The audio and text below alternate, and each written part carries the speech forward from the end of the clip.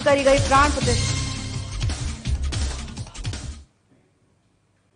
नमस्कार, खबर राजस्थान देख रहे हैं आप। मैं हूं आपके साथ भावना त्रिपाठी। रुक करेंगे rising Rajasthan global investment summit 2024 का आरंभ देश के प्रधानमंत्री नरेंद्र मोदी द्वारा 9 दिसंबर को राजधानी जयपुर में समिट का उद्घाटन करने के साथ होगा। माननीय प्रधानमंत्री इन्वेस्टमेंट समिट के मुख्य अतिथि हैं और उद्घाटन के बाद वो कार्यक्रम में मौजूद लोगों को संबोधित भी करेंगे। अपने संबोधन में इस अवसर पर मुख्यमंत्री भजनलाल शर्मा, केंद्रीय मंत्रिमंडल और राज्य मंत्रिमंडल के कई सदस्य, 5000 से अधिक निवेशक, कारोबार और व्यापार जगत के अधिकारी, डेलीगेट्स और अन्य प्रतिभागी इस दौरान मौजूद रहेंगे। इसके अलावा माननीय प्रधानमंत्री राजस्थान ग्लोबल बिजनेस एक्सपो का भी उद्घाटन करेंगे। कार्यक्रम की शुरुआत मुख्यमंत्री भजनलाल शर्मा के स्वागत भाषण से होगी, तो इसके तहत राज्य के विकास के लिए किए जा रहे कामों, राज्य सरकार का एजेंडा और अगले 5 सालों में राज्य की अर्थव्यवस्था को दोगुना करके 350 बिलियन अमेरिकी डॉलर तक पहुंचाने के लक्ष्य के बारे में मुख्यमंत्री चर्चा कर सकते हैं।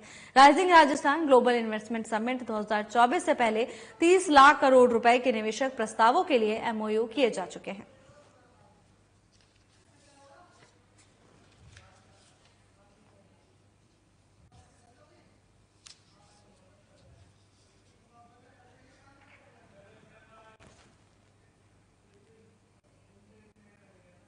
लोकसभा में नेता विपक्ष राहुल गांधी जयपुर पहुंचे। राजस्थान प्रदेश कांग्रेस कमेटी के अध्यक्ष गोविंद सिंह डोटासरा, पूर्व मुख्यमंत्री अशोक गहलोत और राजस्थान विधानसभा में नेता प्रतिपक्ष टीकाराम जूली ने उनका स्वागत किया।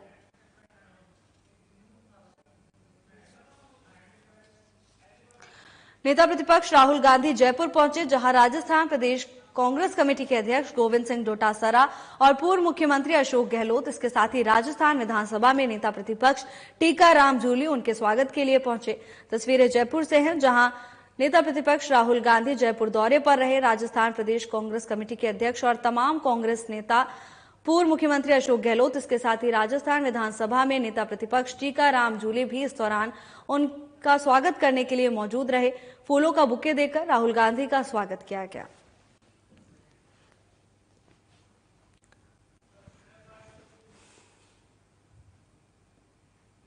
विधानसभा अध्यक्ष वासुदेव देवनानी ने शनिवार को कार्यकर्ताओं और गणमान्य नागरिकों को द साबरमती रिपोर्ट फिल्म दिखाई। शनिवार को अजमेर में PVR cinema Mittal mall theatre में गुजरात के गोधरा कांड पर आधारित फिल्म द साबरमती रिपोर्ट का विशेष सामूहिक प्रदर्शन किया गया।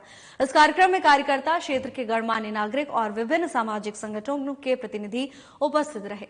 फिल्म देखने के बाद विधानसभा अध्यक्ष देवनानी ने कहा कि ये फिल्म 27 फरवरी 2002 के गुजरात गोधरा कांड से जुड़े उस सच को उजागर करती है जिसे लंबे समय तक दबाने और छुपाने का प्रयास किया गया। फिल्म ने साजिश और षड्यंत्र की गहराई को सामने लाने का साहसिक कार्य किया है। सत्य पर आधारित ये फिल्म अतीत के गंभीर पहलुओं को दर्शाती है, बल्कि समाज को जागरूक और प्रेरित करने का भी काम करती है। सभी को ये फिल्म जरूर देखनी चाहिए।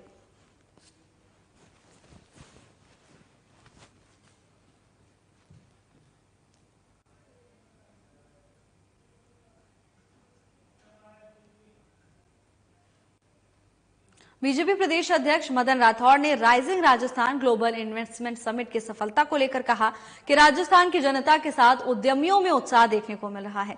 ऐसे में राइजिंग राजस्थान समिट शानदार और बेमिसाल होगा। बीजेपी सरकार की ओर से राजस्थान के विकास के लिए किए जा रहे प्रयास सकारात्मक है और इससे प्रदेश के सभी जिलों के लोगों को लाभ मिलेगा। समिट को लेकर विदेशी निवेशकों के साथ प्रवासी निवेशक भी राजस्थान में निवेश के लिए उत्साहित हैं। बीजेपी प्रदेश अध्यक्ष मदन राठौड़ ने कहा कि राइजिंग राजस्थान में निवेशकों के उत्साह को देखते हुए ये कहा जा सकता है कि इससे प्रदेश की आर्थिक विकास को गति मिलेगी और रोजगार के अवसर भी सृजित होंगे। प्रदेश के कुशल युवाओं को सरकारी एवं निजी क्षेत्र में रोजगार के अवसर उपलब्ध कराने के लिए मुख्यमंत्री भजनलाल शर्मा की सरकार संकल्पित है और संकल्पित होकर कार्य कर रही है। राइजिंग राजस्थान समिट से अक्षय और सौर ऊर्जा, सूचना प्रौद्योगिकी, पर्यटन सहित विभिन्न क्षेत्रों में विकास में सहयोगी साबित होगा। इस दौरान विदेशी और प्रवासी निवेशकों के समक्ष हमारे मिलेट्स फूड को नई पहचान दिलाई जाएगी। तो वहीं दूसरी ओर स्टार्टअप्स इन्वेस्टर्स की पहल से युवा प्रतिभाओं को अवसर मिलेंगे और राजस्थान नवाचार और इसके साथ उद्यमिता के क्षेत्र में विकास के पद पर अग्रसर होगा। राइजिंग राजस्थान हमारी कला संस्कृति को वैश्विक पटल पर लोकप्रिय बनाने में कारगर साबित होगा।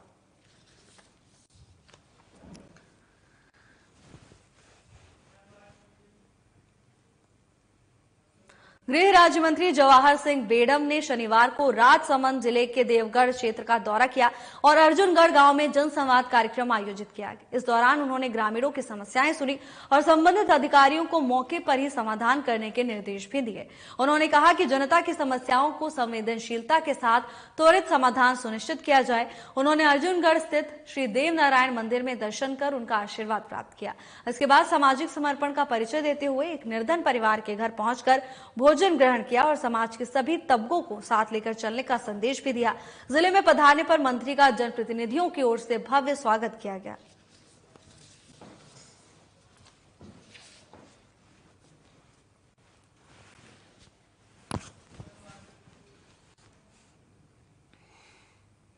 संसदीय कार्य, विधि एवं विधिक कार्य मंत्री जोगाराम पटेल ने शनिवार को पाली जिले की पंचायत समिति रोहट के वीजा में आयोजित जनसभा को संबोधित किया।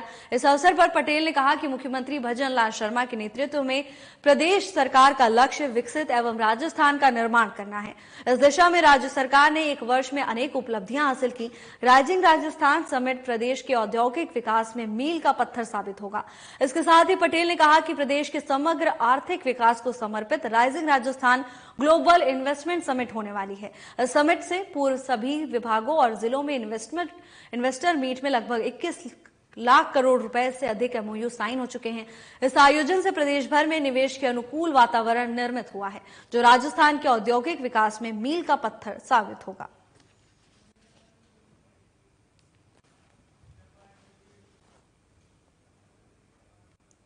विधानसभा अध्यक्ष वासुदेव देवनानी ने कहा कि राज्य सरकार के पहले बजट में अजमेर जिले को सैकड़ों करोड़ रुपए के विकास कार्यों की सौगात मिली है। अजमेर के विकसित होने की शुरुआत हो गई है। विधानसभा अध्यक्ष वासुदेव देवनानी ने शनिवार को वार्ड 69 जंबेश्वर नगर में सड़क विकास कार्य का शुभारंभ किया। उन्होंने कहा कि अजमेर में 3 रिजर्वायर बनाने के लिए 270 करोड़ की राशि स्वीकृत हुई है। भूमि आवंटन भी किया गया है। बीसलपुर बांध से पानी की आवक बढ़ाने के लिए इनटेक वेल भी बनाया जाएगा। इससे अजमेर को 7 टीएमसी तक पानी उपलब्ध होगा। ईआरसीपी परियोजना से फॉयसागर को जोड़ने से हमेशा पानी भरा रहेगा। जलदाय विभाग के पंपिंग स्टेशन पर निर्बाध विद्युत आपूर्ति के लिए अतिरिक्त फीडर से जोड़ने के लिए भी पर्याप्त राशि स्वीकृत की गई है। उन्होंने कहा कि अजमेर में आयुर्वेद विश्वविद्यालय भी खुलेगा। इसके लिए भूमि आवंटन की प्रक्रिया जारी है।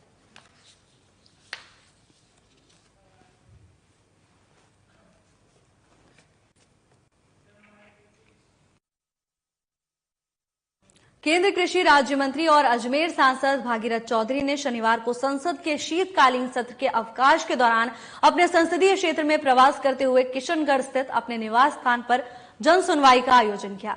इस दौरान केंद्रीय मंत्री भागीरथ चौधरी ने स्थानीय जनप्रतिनिधियों, बीजेपी पदाधिकारियों और क्षेत्र के आमजनों से आत्मीय मुलाकात कर उनकी समस्याओं को सुना। जन सुनवाई में मौजूद लोगों ने विभिन्न समस्याओं से उन्हें अवगत कराया। इनमें क्षेत्रीय विकास, आधारभूत सुविधाएं, कृषि, शिक्षा और स्वास्थ्य से संबंधित मुद्दे प्रमुख रहे। केंद्रीय मंत्री भागीरथ चौधरी ने समस्याओं का शीघ्र समाधान सुनिश्चित करने के लिए संबंधित अधिकारियों से संवाद किया और आवश्यक दिशा निर्देश भी दिए। तो वहीं स्थानीय सांसद भागीरथ चौधरी ने कहा कि क्षेत्रवासियों की सेवा और क्षेत्र के समग्र विकास के लिए मेरा प्रयास निरंतर जारी रहेगा।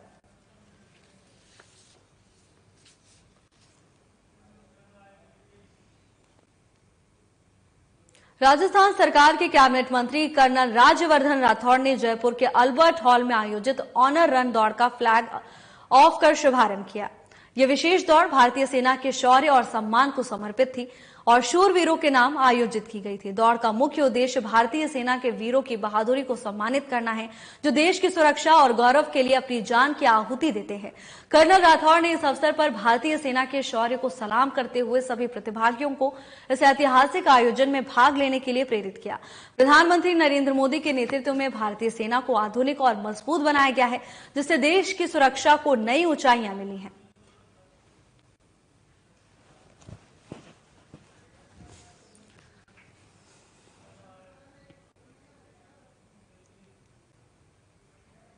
कड़कड़ाती सर्दी के बीच जब हर कोई गर्म कपड़ों की तलाश में रहता है, तब अलवर की लाइफ सेवर टीम ने मानवता और उदारता की मिसाल पेश की। टीम ने राजकीय उच्च प्राथमिक विद्यालय कादर नंगला के कक्षा 1 से 8 तक के 95 विद्यार्थियों को गर्म कपड़े वितरित किए।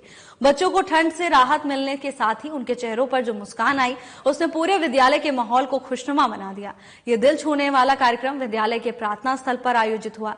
इस अवसर पर विद्यालय के प्रधानाध्यापक सुमित यादव और समस्त शिक्षकों ने लाइफ सेवर टीम के अध्यक्ष मूलचंद जागीर, सचिव निर्मित यादव, सदस्य मनोज कुमार का आभार प्रकट किया। तो वहीं प्रधानाध्यापक सुमित यादव ने इस नेक पहल को समाज में सकारात्मक बदलाव लाने वाला प्रेरणादायक प्रयास बताया। जर्सी पाते ही बच्चों की खुशी देखते ही बन रही थी। कोई अपनी नई जर्सी को सहलाता नजर आया तो कोई उसे पहनकर इतराता हुआ दिखाई दिया। बच्चों की इस खुशी ने हर किसी का दिल जीत लिया।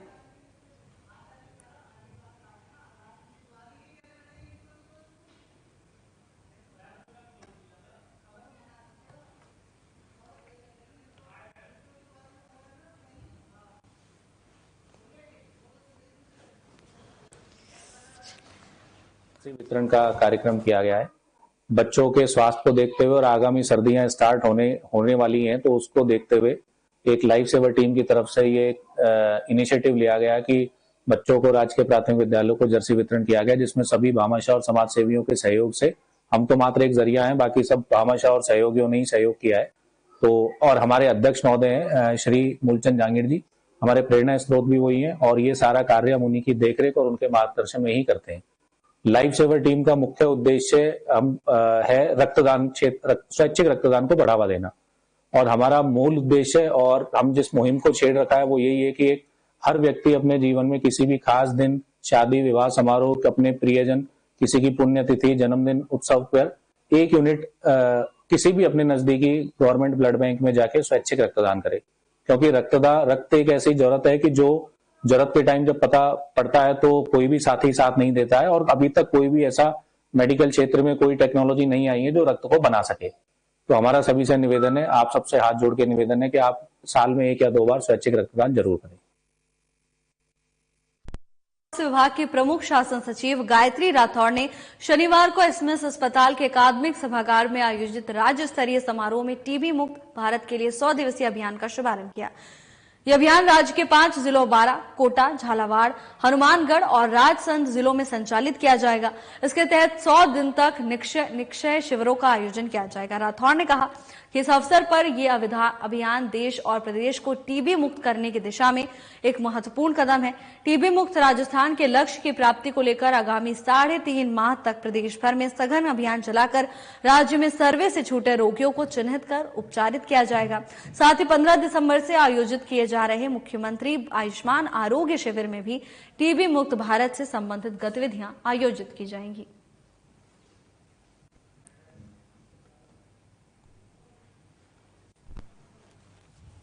एक सभी को टारगेट दिया है कि हमें मार्च 2025 तक पूरे देश को टीबी मुक्त भारत बनाना है और ये टीबी मुक्त भारत अभियान, जैसे आपको ध्यान है, सितंबर 2022 से पूरे देश में चल रहा है। अब क्योंकि लास्ट के हमारे करीब 3.5 महीने बाकी है, तो ये एक इंटेंसिफाइड 100 डेज कैंपेन की लॉन्च है। अपने यहाँ पे 5 जिले में इंटेंसिफाइड कैंपेन चल रहा है। जयपुर उसमें सम्मिलित हालांकि नहीं है, लेकिन हम लोग सभी जिलों में इस वाले कैंपेन को कर रहे हैं ताकि कहीं पे अगर बहुत कम पेशेंट्स भी हैं तो भी वो हमारे परव्यू में आ जाए, उनका समय पर ट्रीटमेंट शुरू हो जाए। और जैसे कि आप लोग जानते हैं कि इस टीबी मुक्त भारत अभियान का जो सबसे इम्पोर्टेंट कंपोनेंट है वो जन भागीदारी है। इसलिए जो निक्षय मित्र एक कंसेप्ट है कि वॉलंटियर्स, इसमें आपने देखे होंगे काफी वॉलंटियर्स आए जिनको अभी आज सम्मानित भी किया गया है। वो अपने समाज में, अपने आसपास में, अपने मोहल्ले में, अपने वार्ड में, अपनी पंचायत में जो भी टीबी आइडेंटिफाइड पेशेंट है उसको काउंसलिंग करें। काउंसलिंग ये कि समय पे दवाई लेनी है, काउंसलिंग ये कि उनको एक पौष्टिक आहार ग्रहण करना है। यूजुअली होता है कि क्योंकि थोड़ा सा ट्रीटमेंट लंबा चलता है, लोग दवाई लेना बंद कर देते हैं तो वापस उनका डिलेड रिकवरी हो जाती है। तो और फिर उससे जो क्योंकि कंटेजियस है तो आसपास और को फैलने की संभावना बढ़ जाती है। तो ये 100 डेज इंटेंसिफाइड कैंपेन का ऑब्जेक्टिव ही ये है कि मेडिकल एंड हेल्थ डिपार्टमेंट, हमारे सारे फ्रंट लाइन वर्कर्स जिसमें ANM, आशा, आंगनबाड़ी वर्कर्स, हमारे CHOs, हमारे मेडिकल ऑफिसर्स, सब लोग मिलकर के अपने अपने क्षेत्र में टीबी के कोई भी अगर पेशेंट्स हैं उनका सर्वे करें, उनका चिन्हीकरण करें और उनको जो हमारा प्रोग्राम है उससे जोड़ें, उनको PHC पे CHC पे रजिस्टर करें। इस प्रोग्राम के तहत उनको हर महीने 1000 रुपीज भी सीधा DBT होता है। तो बेसिकली ये पोषण के हिसाब से होता है। तो इसका एक इंटेंसिफाइड ड्राइव का कैंपेन आज पूरे कंट्री। मुंडावर उपखंड के गांव पेहल में 3 दिवसीय धार्मिक अनुष्ठान का शनिवार को समापन हुआ, जिसमें हवन यज्ञ और भंडारे से पूरा क्षेत्र भक्तिमय हो गया। पेहल गांव में स्थित प्राचीन शनि मंदिर में खंडित मूर्ति की पुनः प्राण प्रतिष्ठा शनिवार को बड़ी ही धूमधाम और श्रद्धा के साथ संपन्न हुई, जिसके अंतिम दिन शनिवार सुबह 8 बजे भव्य कलश यात्रा भी निकाली गई। कलश यात्रा मंदिर से प्रारंभ होकर गांव के मुख्य मार्गों और बस स्टैंड पेहल से होते हुए पुनः शनि मंदिर पहुंची। महिला पुरुषों की बड़ी संख्या में भागीदारी के साथ निकाली गई इस यात्रा ने पूरे गांव को भक्तिमय माहौल से भर दिया। यज्ञ हवन के समापन के बाद पंडितों के मंत्रोच्चार के बीच शनि भगवान की नई मूर्ति की प्राण प्रतिष्ठा कराई गई। पूजा अर्चना के बाद विशाल भंडारे का आयोजन किया गया, जिसमें गांव वासियों के साथ दूर दूर से आए श्रद्धालुओं ने प्रसाद भी ग्रहण किया।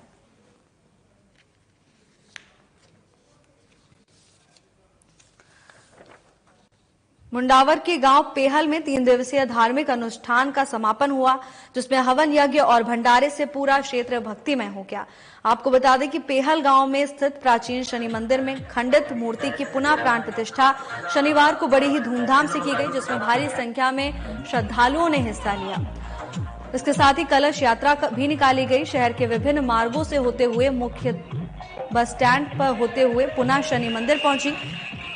यज्ञ हवन के समापन के बाद मंत्रोच्चार के बीच शनि भगवान की नई मूर्ति की प्राण प्रतिष्ठा कराई गई। पूजा अर्चना के बाद विशाल भंडारे का आयोजन भी किया गया, जिसमें दूर दराज से पहुंचे लोगों ने भी प्रसाद ग्रहण किया। तस्वीरें मुंडावर से हैं, जहां खंडित मूर्ति की पुनः प्राण प्रतिष्ठा बड़ी ही धूमधाम से की गई। भारी संख्या में महिलाएं और पुरुष कलश यात्रा में शामिल हुए। इस कार्यक्रम के दौरान पूरा क्षेत्र भक्तिमय नजर आया।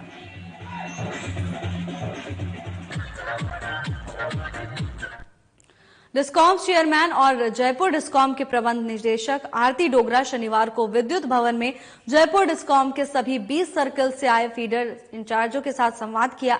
इस अवसर पर उन्होंने कहा कि निचले स्तर तक गुणवत्ता के साथ बिजली आपूर्ति के लिए आवश्यक है कि फीडर इंचार्ज अपने फीडर की नियमित मेंटेनेंस सुनिश्चित करें। इसके साथ ही बिजली शीजत, ट्रिपिंग, समानांतर सर्विस लाइन डालकर की जा रही विद्युत चोरी, रिकवरी आदि से संबंधित सूचनाएं बिजली प्रबंध मोबाइल ऐप पर आवश्यक रूप से दर्ज करें। इससे डिस्कॉम को धरातल पर बेहतर उपभोक्ता सेवाएं प्रदान करने में मदद मिलेगी। आपको बता दें कि डोगरा ने करीब 3 घंटे तक फीडर इंचार्जों के साथ उनके फीडर की स्थिति तथा कार्य के दौरान आने वाली उनकी समस्याओं पर गहनता से संवाद किया।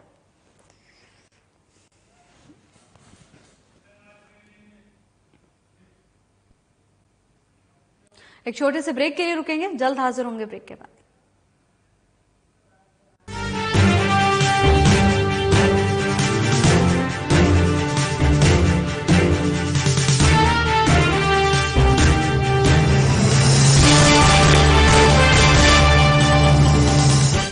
Market access, resources, infrastructure, skills. Rajasthan has it all.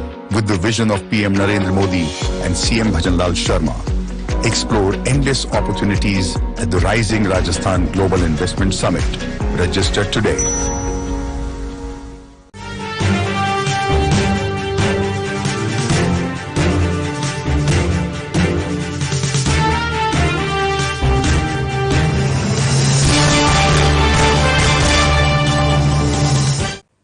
Break के बाद आपको स्वागत है। खबरों में आगे बढ़ेंगे। सिकंदरा थाना के अचलपुरा ग्राम पंचायत के झरना में शमशान के लिए रास्ता नहीं होने को लेकर ग्रामीण शव को लेकर रास्ते में धरने पर बैठ गए।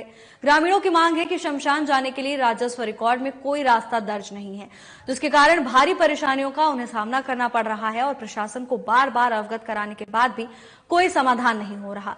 शमशान के चारों तरफ निजी खातेदारी भूमि होने के कारण फसल के दिनों में शमशान तक पहुंचने में मुश्किलों का सामना करना पड़ता है।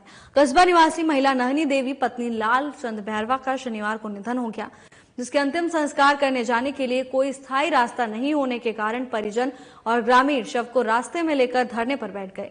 धरने की सूचना पर सिकंदरा थाने में एसआई घनश्याम यादव में पुलिस जाब्ते के मौके पर पहुंचे। एएसआई द्वारा ग्रामीणों से समझाइश के बाद ग्रामीण और परिजन शव के अंतिम संस्कार के लिए शमशान लेकर पहुंचे और शव का अंतिम संस्कार किया गया।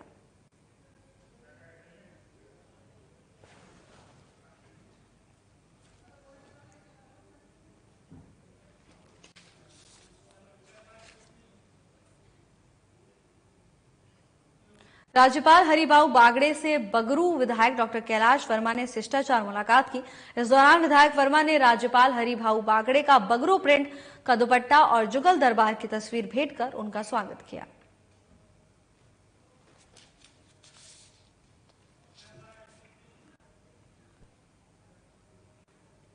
राज्यपाल हरिभाऊ बागड़े शनिवार को अंतर्राष्ट्रीय वैश्य महासम्मेलन द्वारा जयपुर व्यापार महासंघ के सहयोग से आयोजित समारोह में शामिल हुए। इस दौरान दीपावली पर गुलाबी नगर की रोशनी और साज सज्जा में विभिन्न श्रेणियों में उल्लेखनीय योगदान देने वाले बाजारों और प्रतिष्ठानों को पुरस्कार प्रदान किया गया। उन्होंने इस मौके पर कहा कि सबकी दीपावली में अपनी दीपावली मनाएं। जो असमर्थ हैं उनके सहयोग के लिए कोई संगठन बने।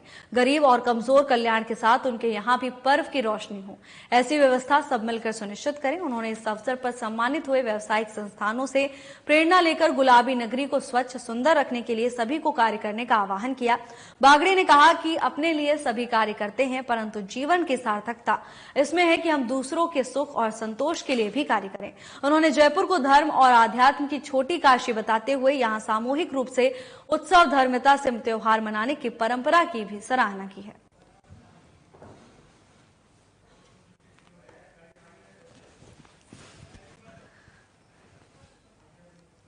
जयपुर में अंतर्राष्ट्रीय वैश्य महासम्मेलन आयोजित किया गया, जिसमें राज्यपाल हरिभाऊ बागड़े ने शिरकत की।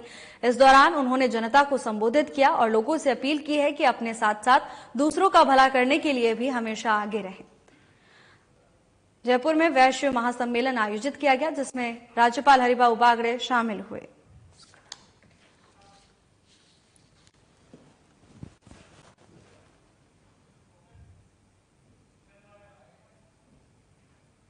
जयपुर में रास्ता खोलो अभियान की शुरुआत की गई है, जिसे जोरों शोरों से आगे चलाया जा रहा है। जयपुर जिला कलेक्टर डॉक्टर जितेंद्र कुमार सोनी के निर्देश पर शुरू हुआ रास्ता खोलो अभियान के तहत जिला प्रशासन ने सहमति और सहयोग से 41 रास्ते खुलवाए। 15 नवंबर को शुरू हुए रास्ता खोलो अभियान के अंतर्गत बीते 4 सप्ताह में जिला प्रशासन को जयपुर और जयपुर ग्रामीण में 173 रास्तों को खुलवाने में सफलता मिली है। अतिरिक्त जिला कलेक्टर और अभियान के नोडल अधिकारी सुमन पवार ने बताया कि जिला प्रशासन की टीमों ने आमेर, आंधी, शाहपुरा, जोबनेर, किशनगढ़, रेनवाल, फुलेरा, रामपुरा डाबड़ी, चौमू, सांगानेर, मधोराजपुरा तहसील में 3-3 रास्ते खुलवाए। तो वहीं तुंगा, जालसू, कोट खाबदा तहसील में 2-2, साथ ही जयपुर, कालवाड़, बस्ती और चाकसू तहसील में 1-1 रास्ता खुलवाया गया। तो वहीं बंद रास्ते के खुलने से ग्रामीणों की राह आसान हुई है, जिसको लेकर ग्रामीणों ने जिला कलेक्टर और जिला प्रशासन का आभार जताया।